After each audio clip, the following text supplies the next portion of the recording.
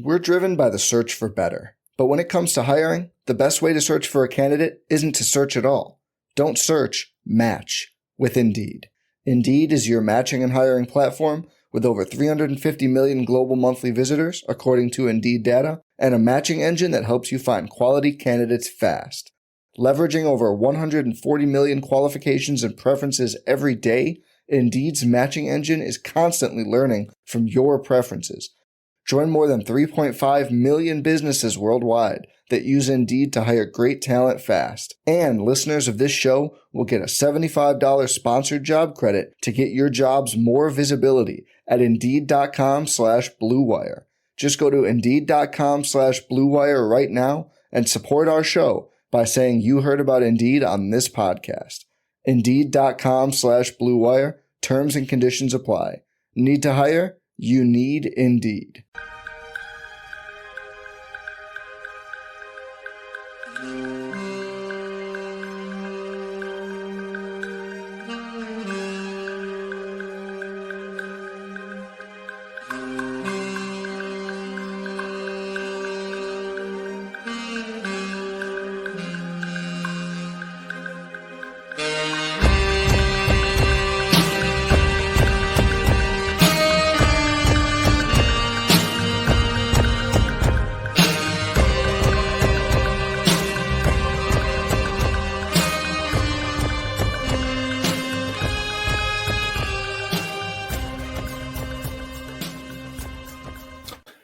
Hello, friends. Welcome to Mavs. We're not Mavs Moneyball anymore. We are Pod Maverick. This is Pod Maverick After Dark. Thanks so much. I am Kirk Henderson, joined by Josh Bowe. Appreciate everybody hanging out with us tonight. Sorry, we're getting a little bit of a late start. I had an audio snafu that was driving me crazy, and I don't have a mic in front of me. So if my audio isn't as good tonight, it's because it's being recorded onto my desktop. So I apologize for that.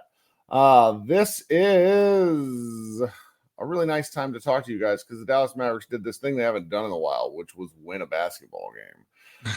They defeated the Miami Heat 114-108. Josh, how you doing? I'm doing pretty good. I'm glad all Mavs fans get to step off the ledge, at least for one night only, if that's the case. But we get to talk about a win. Yeah, we get to talk about a win, which means people actually get to listen to our podcast and read our website. Like, that's good. It is good. So. Don't really know how to talk about this one other than it felt like a mud fight for about 60% of the game. And I don't understand how the Heat are any good. That's sort of what. You don't know how the Heat are good? Yeah, they're a weird basketball team, and I don't like watching them. They are a weird team. They're a bad matchup for the Mavericks. For them. They're a bad matchup for a lot of the league, apparently, based on how they keep getting, playing good enough basketball during. No, I meant the other way around. I meant like the Maverick, they don't match up well against this Mavericks team because I guess we'll just start going. But like Bam Adebayo, like the going from Miles Turner to Bam Adebayo, even though I think Bam Adebayo is a better overall player, just for this Mavericks defense and the players they have, it was just a night and day difference. Like, he's not a floor spacer. He can't shoot. He scores okay. He averages, 20 points per game, but he burns you mostly inside the lane. And when you've got Derek Lively there, it just makes things a little bit easier when Lively doesn't have to close out 18 feet to a jump shooter. And then everything else just kind of flowed from there. Like, he's a good player, but the Mavericks were able to take advantage of his weaknesses in a specific way that allowed them to really dominate the game from the second quarter to the end of the game, which they haven't had an extended stretch of play. Like, even though this was a close game and it did go back and forth, and we could talk about the awful start later. This was easily the most impressive they've looked for 48 minutes, probably since the Phoenix win. They were really locked in after that second quarter, and I really think the matchups helped. They did some things better tactically, but yeah, I think it started from the fact that Lively and then Gafford and then Maxi Kleber, the bigs could kind of sag off of Bam Adebayo, and there wasn't punishment because he's not dropping threes on you like Miles Turner. Is it okay if I call him Miami Maxi Kleber?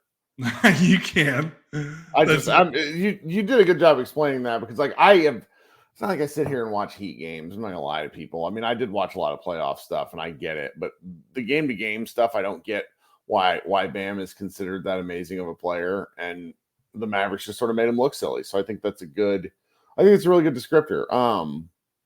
This game was really frustrating at the start. The Mavericks gave up they gave up 16 points in 4 minutes. And for those of you who can do math, that's on pace to giving up 192 points over a 48-minute basketball game. 192 is a bit too many. Just a little too much. And so when you factor that in, that means the Mavericks basically allowed the Heat to score 92 points for the next 44 minutes of regulation, which is pretty darn good. Mm-hmm. They made enough adjustments. They played just hard enough. They stopped getting beat on the stupidest backdoor cuts. Yes. Because that happened to 3 different Mavericks in the first quarter, and it was like, I mean, really, we're pretty mad. I don't know. You and I are kind of mixed on it, but it's like, at that point, it's like, are they trying to get Kidd fired? That's what I was thinking in the first quarter. It was like the defense was so bad. It's like, this a protest? Like, what is going on? And then, you kind of look at what the Heat was doing. They hit so many 3-pointers in the first quarter. And the Mavericks just hung around. And the thing that I saw as the game wore along was that Miami decided to start doubling Luka. Yeah. Which they must have not gotten the game tape because, as you have lengthily explained and written about for Mavs Moneyball, if you're going to double, if you leave Luka in single coverage, the Mavericks don't have any really interesting counters. So you're basically asking Luka and Kyrie to outscore everyone. And that hasn't happened for some of these games. And they started sending doubles at Luka tonight, and he was just like, all right, fuck this. I'm going to pass the ball. Yeah, and they killed him down the stretch with the pass. Dante Exum hit a wide open 3. He then hit a little nice turnaround shot in the paint with the space given to him. It was bizarre. Mavericks had 27 assists and 9 turnovers. That's the most assists they've had. I feel like half those turnovers came in the first quarter. Like they had some real dumb turnovers. Yeah, so they really played a pretty clean game after the first quarter. Really, the first quarter, I don't want to. Well, this is mostly, basically since the first quarter, everything's good. So we're not going to talk too much about bad stuff. No, there's not. There wasn't much bad. But the bad was Luka did not look like he wanted to play this game in the first 5 minutes because you were talking about all those backdoor beats. Right. Miami was just making him guard, and he was literally just like standing still and watching, and the body language was terrible. I don't know what was going on with him in the first 5 minutes. He did not look ready to play this game. And then from the second quarter on, he looked like the MVP candidate that we've seen for a majority of the season, just making threes, reading the double team very well, passing the ball where he needed to. He cleaned up his defense significantly.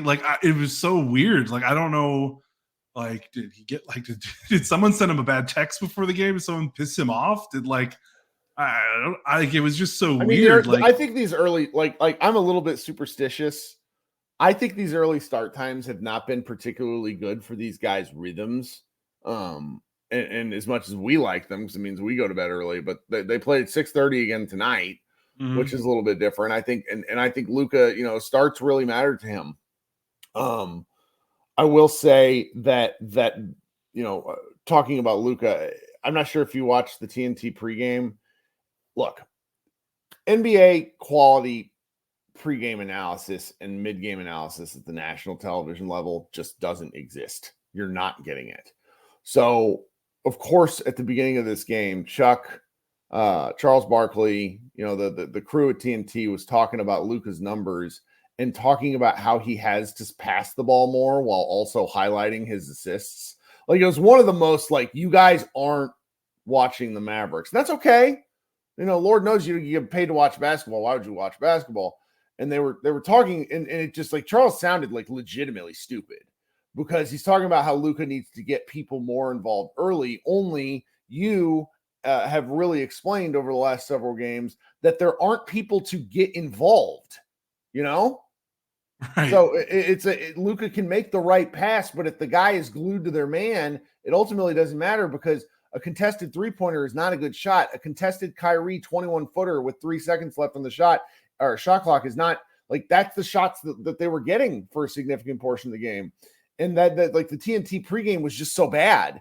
And that's okay, because that's just sort of going to happen. And then we went out and watched Miami double team Luka stupidly. Yeah. And then all of a sudden, I really like honestly, somebody's I'm a little worried, like not to take away from this win, but it's really starkly different. Now, as the chat is kind of alluding to, there are some other parts of this game that really, really, really elevated the Mavericks in a way that I'm hopeful will allow them to get through if Luka starts getting single teamed and basically dared to score 50 points like he's 2006 Steve Nash. Like, so what do you think about all that? Sorry, just ranting for a second.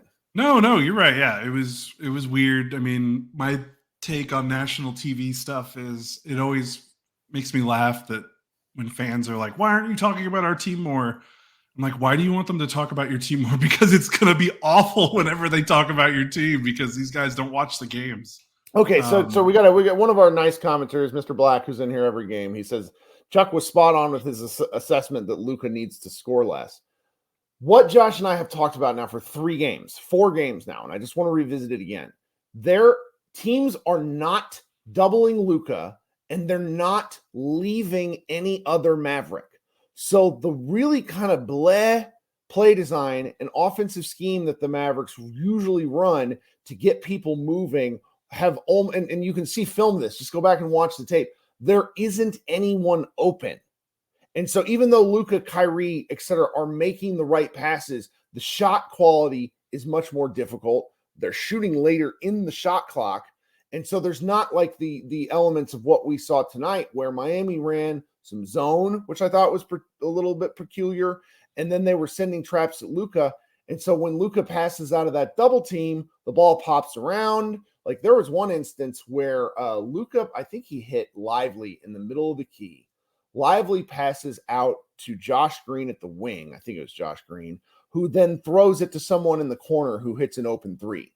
That sort of ball movement can't happen unless the defense is a little bit off balance, because otherwise you're just moving the ball for the sake of moving the ball. There's not any sort of, am I explaining that correctly? Yeah. And I think the big thing we're trying to say is if the defense doesn't double Luka, then that movement just doesn't happen because they just don't seem to run much. They don't run, yeah. In the flow of a half court. Now the question is, and this is a bigger discussion, is that because of coaching or is that because that's how Luka wants to play? And I think that's where, if you want to criticize Luka, that's actually the thing I would criticize, where it's, if they need to run some sets like it's 1994 and we're doing some real old school basketball stuff, then let's get creative and do some of that stuff to break out of it. I am tired of seeing a Spain pick and roll get broken up on the first screen because Luka doesn't really run it against the screen. That screener doesn't set the right pick, or everybody's already going through the motions of the play rather than executing the play. I'm not really, I may not be describing that right, but like there becomes a point in the NBA season where everyone knows what everyone else is running. And so defenses are beating you to the spot before you even get there. So your counters have to develop counters, and the Mavericks just don't have any of that.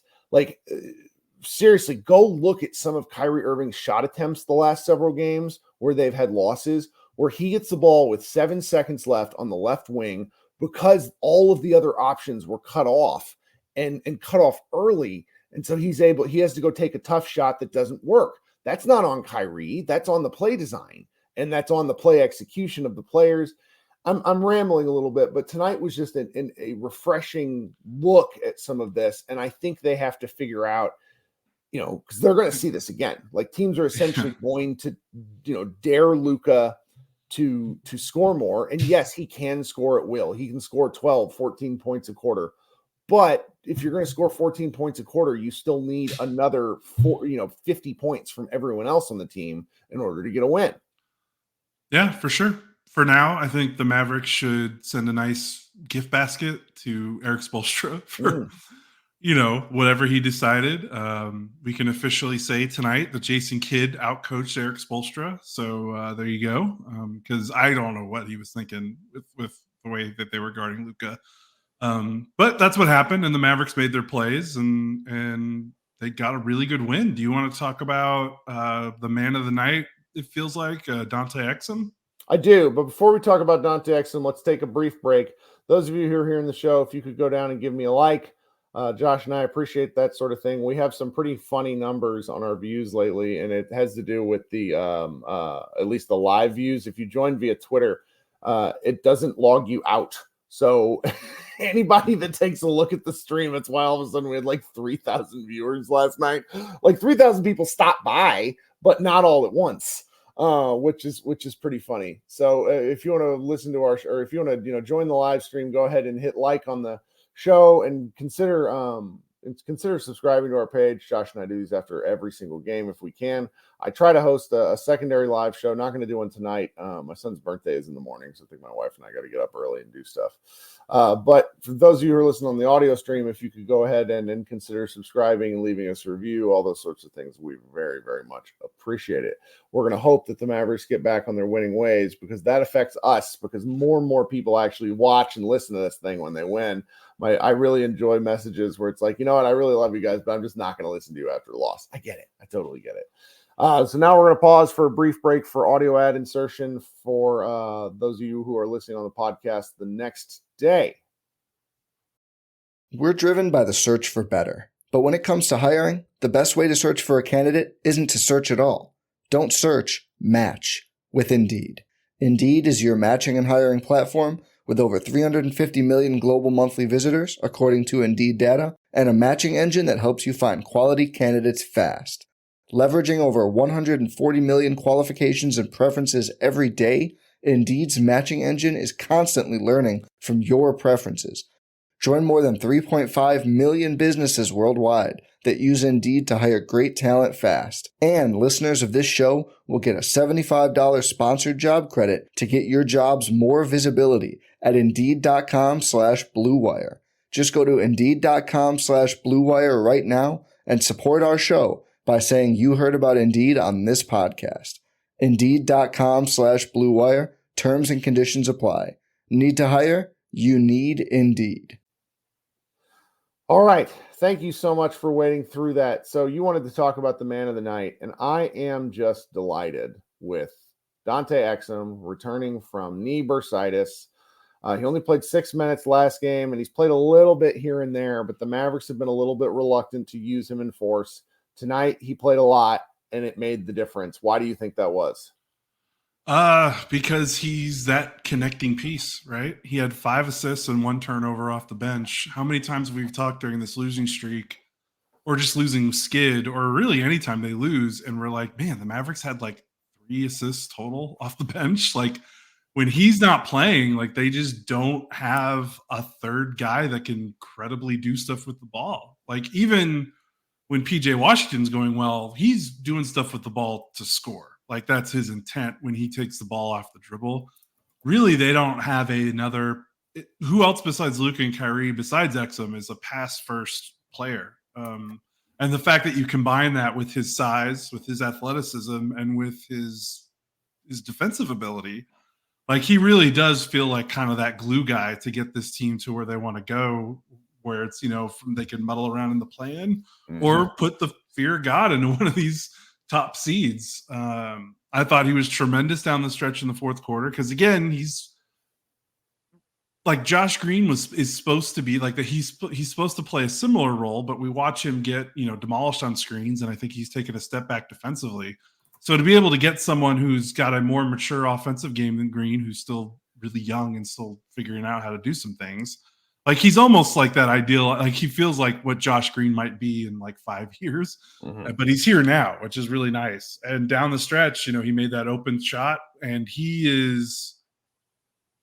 I don't know if I feel more confident in any other player in the NBA taking a catch and shoot 3-pointer than Dante Exum right now. Because it is teams ridiculous. Don't respect him at all. They're just looking at him and they're like, fine, go ahead and shoot it. And it's like, we have a lot of tape now that shows this man can hit threes. We are in March, and he is shooting 47.8% on threes this season. It's pretty outrageous. And I know he doesn't take a lot. He only takes about 2 a game, but if he makes them, there you go. And usually, you know, I know your buddy and our friend of the show, Seth Partnow of The Athletic and former Milwaukee Bucks analytics guru. He talks a lot about, he's not the only one, but he brings it up a lot. Just talking about how volume matters more for spacing in a lot of cases than just pure percentages, because, you know, teams are going to, you have more gravity when teams are scared of you shooting, and teams are usually more scared of a player shooting when they shoot a lot.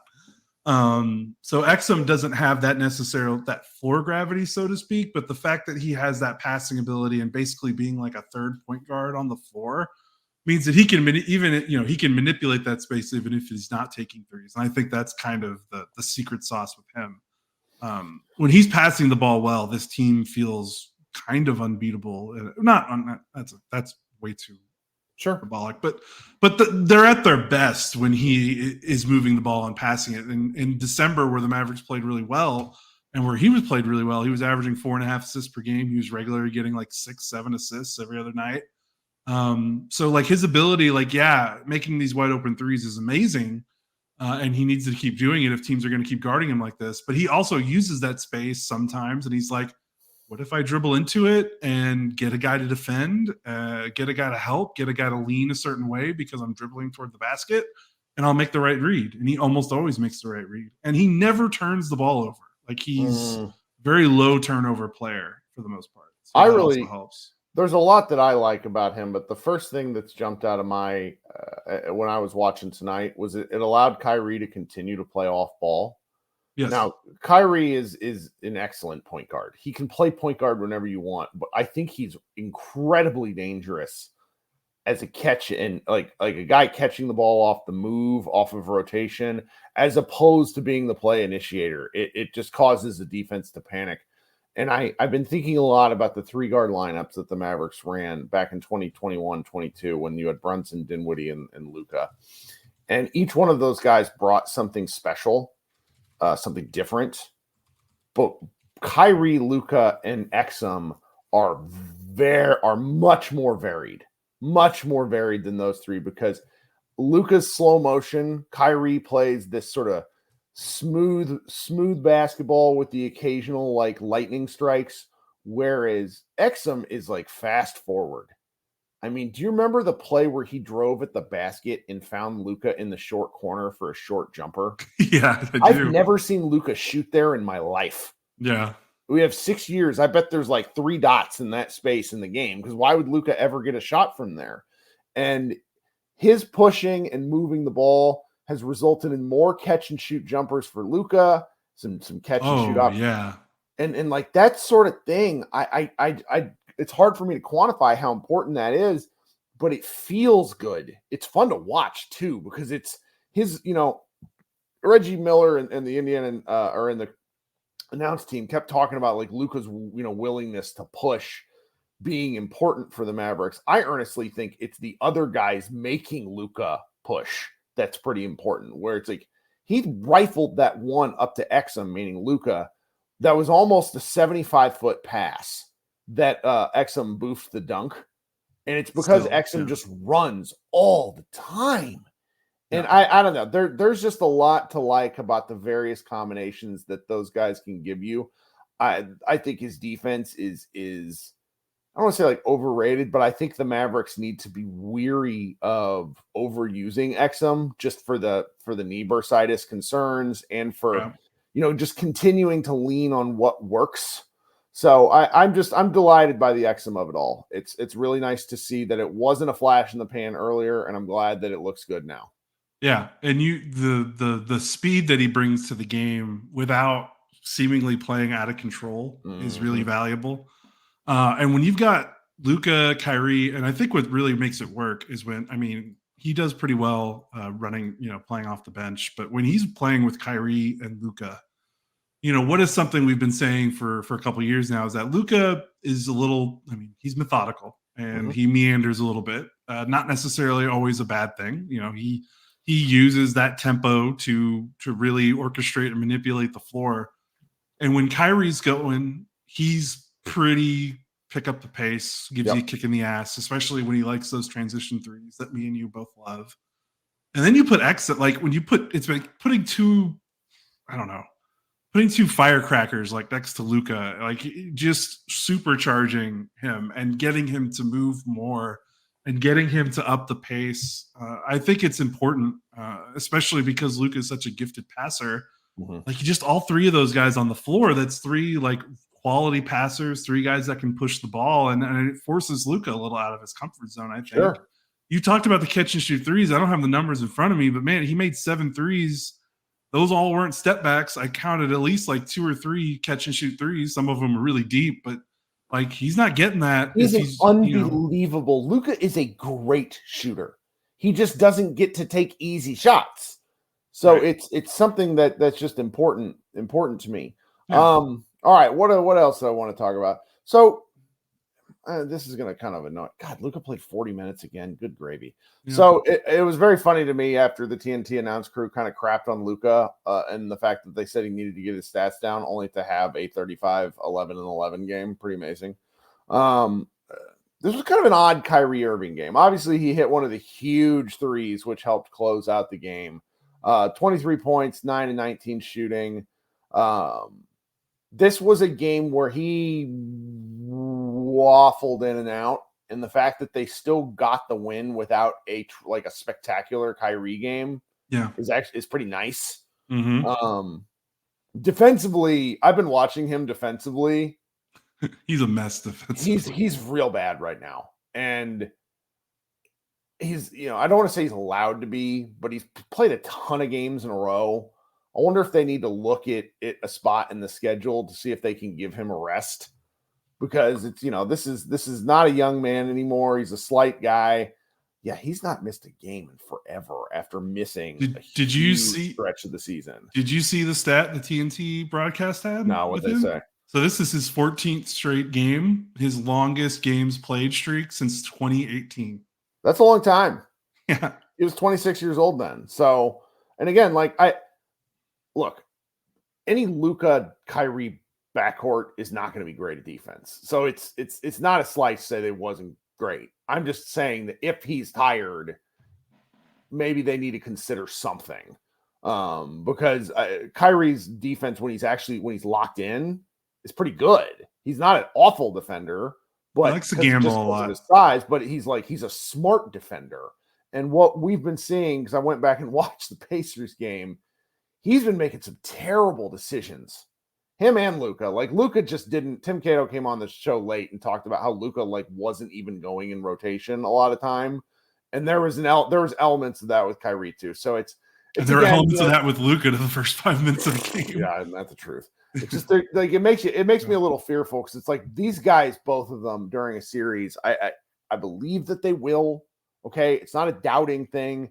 It's just you want to see it a little more in the regular season so you can have proof of it in the postseason. And when the team gets a little lax on defense, that was something. So anyway, I have no qualms with Kyrie. He'll have a great game next game. I think he's kind of due for a holy shit game, because we haven't had one in a little while. Well, he's playing Chicago and Detroit next, so that maybe okay. So maybe the Mavericks have something in there. The Mavericks elected to start Daniel Gafford tonight in a decision that I think is nothing short of ridiculously stupid. Talk to me about it. I thought it was very reactionary. I kind of saw it coming when he got traded here, because he does, the dude puts up numbers. You can't deny that. He is a legitimately good finisher around the rim.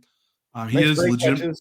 Yeah, he is athletic. I'm not trying to take anything away. He does rebound pretty well, especially on the offensive side of the ball. He's an average defensive rebounder, but he makes up for it a little bit on the offensive side.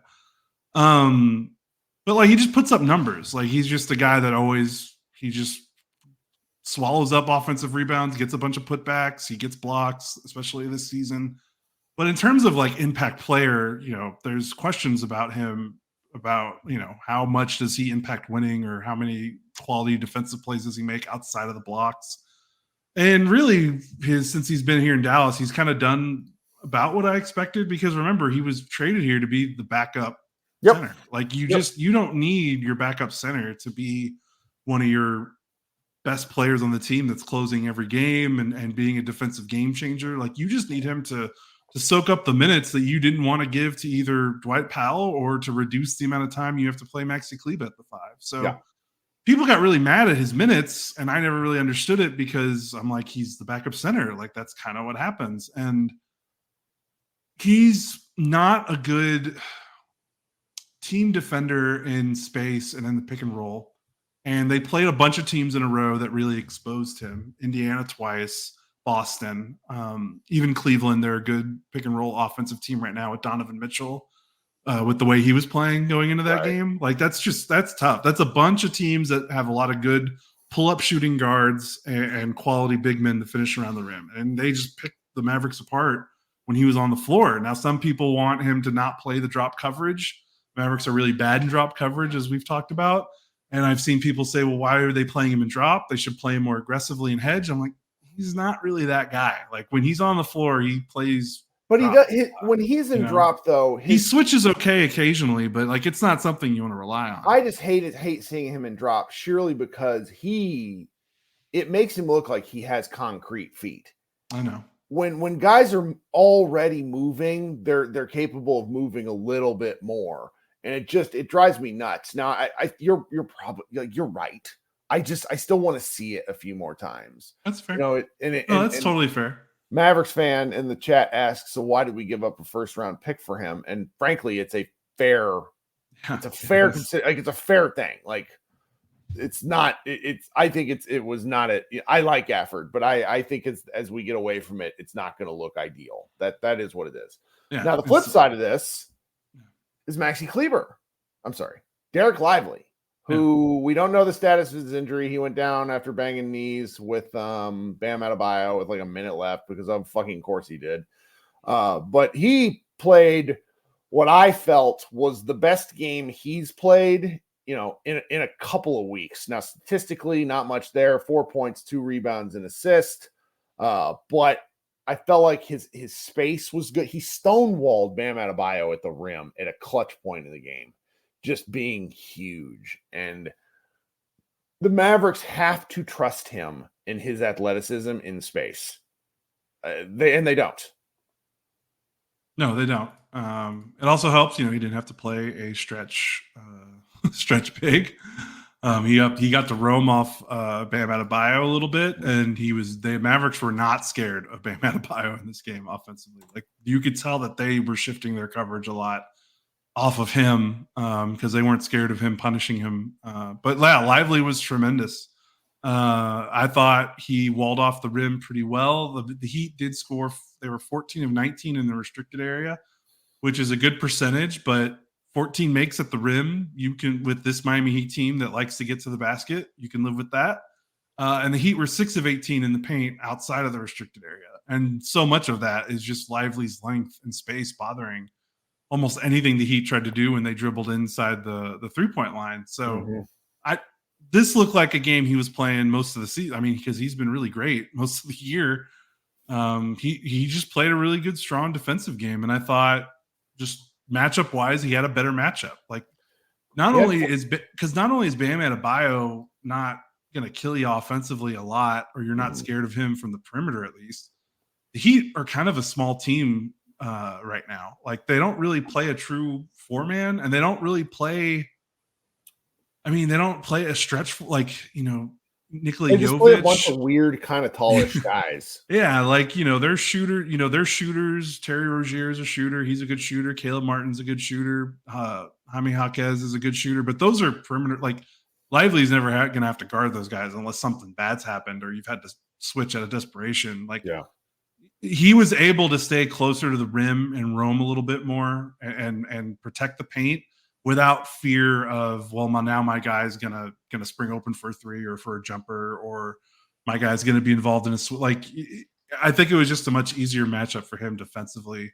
Sure. And he looked great. And he's a much better athlete than Daniel Gafford. No disrespect to Gafford, who's also a pretty good athlete, but he's the key. Like, I thought it was just a little reactionary to start him, to start Gafford and bench Lively, but it was really nice to see Lively respond. I don't know what they're going to do going forward. Like, are they going to switch it? Like, knowing how coaches work, since they won, they might That's right. Keep it going that way. So we'll see. But either way, they were able to survive the Gafford minutes enough. He did enough on the box score, 12 points, 7 rebounds, but the Heat did pretty much light it up when he was on the floor, which isn't all his fault. But yeah, I just thought Lively played a good productive game, even though he didn't have he only had 4 points and 2 rebounds and no blocks, but he was a game changer for sure. Yep. Well, we're kind of coming to the end here. There's the occasional thoughts, like PJ Washington hilariously had like 8 rebounds, primarily because he got a bunch of his own boards, which is just whatever. That works for me.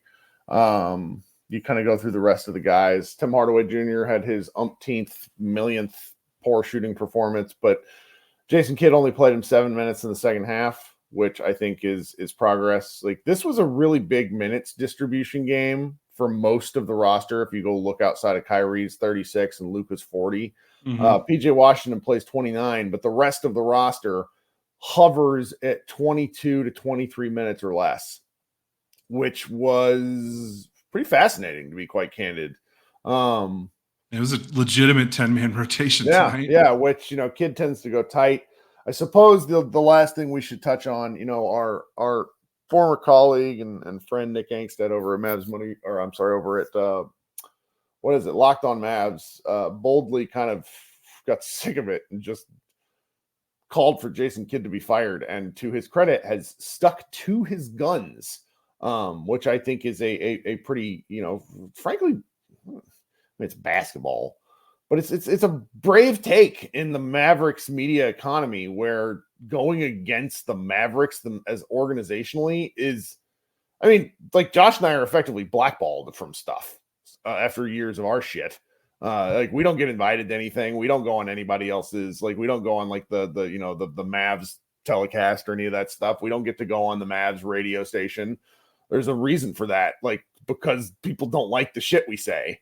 So I think it's pretty interesting that Nick called for that. And I think it sort of goes to show just how deep the dissatisfaction with Kidd is. And one win does not alleviate that. And this is something that I'm going to be very curious to see where it goes, because I think the Will Kane, he's now a conservative commentator, but he's a big sports guy in the Dallas area, like Bob Sturm, the people turned on Kidd. And I was just surprised about that. You know what I mean? Oh, yeah. It was, normally the media is pretty, they give the team a lot of chances. Not just, that can frustrate us from time to time. But yeah, to see prominent members all be in unison on something that feels kind of like a reactionary hot take was surprising. And I'm not trying to, No, because it's 60 games into the year. Are you really going to fire the guy? Yeah. So that was just something. That was curious. Yeah. And it didn't look good the first 5 minutes. It was like, what are we doing? I don't know if they changed anything tactically, but the overhelping seemed to stop as the game went on, which was killing them. That might have been a process of who was playing. Do you think that was because they're down? Yeah, that helps. Josh Green is just a chronic overhelper. Yes, he is. He is. That was killing him in his first 3 years, and it's still kind of killing him, and he can't get over screens. But him playing 19 minutes probably helped a little bit. He didn't have a bad game. Didn't have a great game, but I would rather be like, oh, Josh Green, he was fine, rather than Josh Green, scourge of my soul. Yeah, it's better. 19 minutes off the bench, having a whatever game is way different than 25 minutes as a starter. One more thing I want to talk about before we go is, I think the other most interesting thing about the game is the closing lineup was final 5 minutes. It was Luka, Kyrie, Exum, Maxey, Lively. So no trade deadline guys, no PJ Washington, no Daniel Gafford. So I think they might. I could see PJ slipping in there. Yeah, I think this was more situational because PJ was having a bad game. He was part of the overhelping madness in the first half that was giving the Heat so many open threes. And I think Kidd was just like, I'm just going to go with the 5 that I trust, not have to worry about maybe the new guys that don't necessarily know where they need to be, as well as the guys that have been on the team all year. Yeah. But I just thought it was notable. They played really well. They closed the game on a 14-7 run. I thought Maxey played really well defensively in the fourth quarter. Mhm. You know, he was part of the problem. No one played good defensively in the first half. I'll just say that for the most part. But fourth quarter, they played really well, and Maxey was good with Lively, the two of them, the tandem.